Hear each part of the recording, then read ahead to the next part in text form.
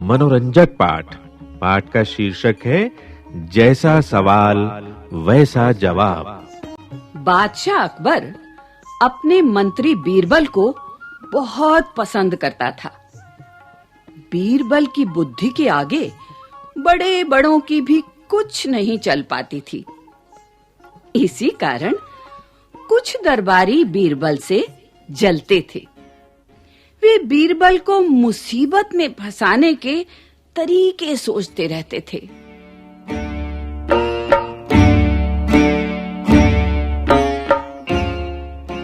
अकबर के एक खास दरबारी ख्वाजा सरा को अपनी विद्या और बुद्धि पर बहुत अभिमान था। बीरबल को तो वे अपने सामने निरा बालक और मूर्ख समझते थे। लेकिन अपने ही मानने से तो कुछ होता नहीं। दरबार में बीरबल की ही तूती बोलती और ख्वाजा साहब की बात ऐसी लगती थी जैसे नक्कार खाने में तूती की आवाज। ख्वाजा साहब की चलती तो वे बीरबल को हिंदुस्तान से निकलवा देते। लेकिन निकलवाते कैसे?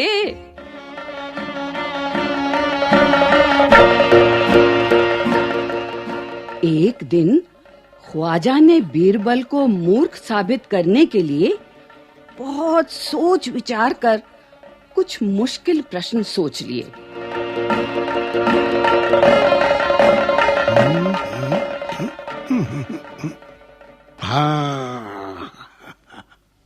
उन्हें विश्वास था कि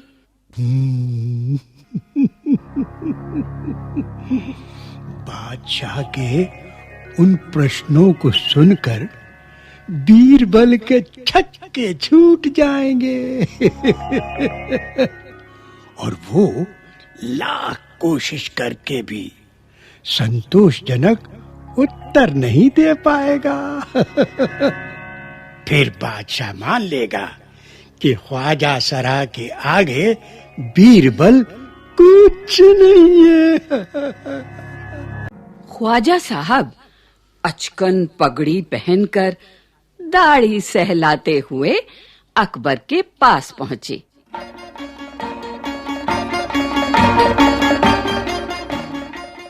और सिर झुकाकर बोले, बीरबल बड़ा बुद्धिमान बनता है। आप भी उसकी लंबी चौड़ी बातों के धोखे में आ जाते हैं। मैं चाहता हूं कि आप मेरे 3 सवालों के जवाब पूछकर उसके दिमाग की गहराई नाप लें। उस नकली अक्ल बहादुर की कलई खुल जाएगी।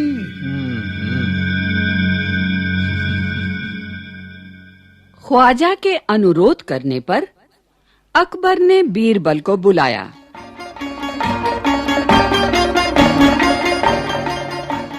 और उनसे कहा, बीरबल, परम ज्ञानी ख्वाजा साहब तुमसे 3 प्रश्न पूछना चाहते हैं।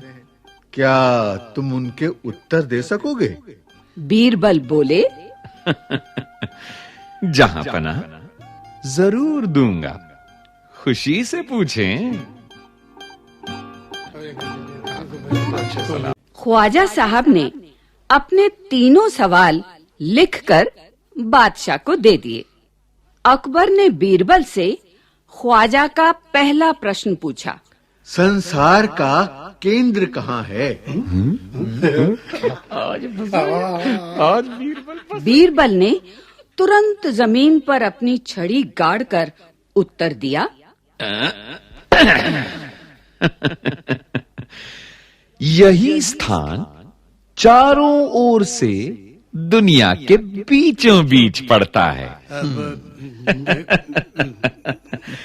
यदि ख्वाजा साहब को विश्वास न हो तो वे फीते से सारी दुनिया को नाप कर दिखा दें कि मेरी बात गलत है। अकबर ने दूसरा प्रश्न किया। आकाश में कितने तारे हैं? बीरबल ने एक भेड़ मंगवा कर कहा, इस भेड़ के शरीर में जितने बाल हैं, उतने ही तारे आसमान में हैं। ख्वाजा साहब को इसमें संदेह हो तो वे बालों को गिनकर तारों की संख्या से तुलना कर ले। क्या जवाब दिया?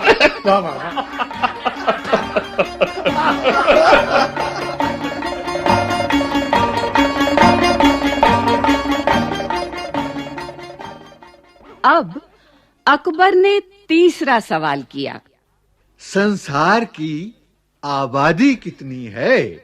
बीरबल ने कहा, जहांपना, संसार की आबादी पल पल पर घटती बढ़ती रहती है।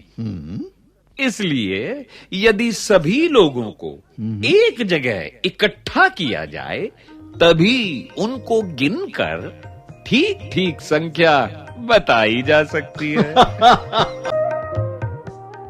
बादशाह तो बीरबल के उत्तरों से संतुष्ट हो गया, लेकिन ख्वाजा साहब नाक भौं से कोड़कर बोले, ऐसे गोलमोल जवाबों से काम नहीं चलेगा जनाब। बीरबल बोले, ऐसे सवालों के ऐसे ही जवाब होते हैं। पहले मेरे जवाबों को गलत साबित कीजिए, तब आगे बढ़िए।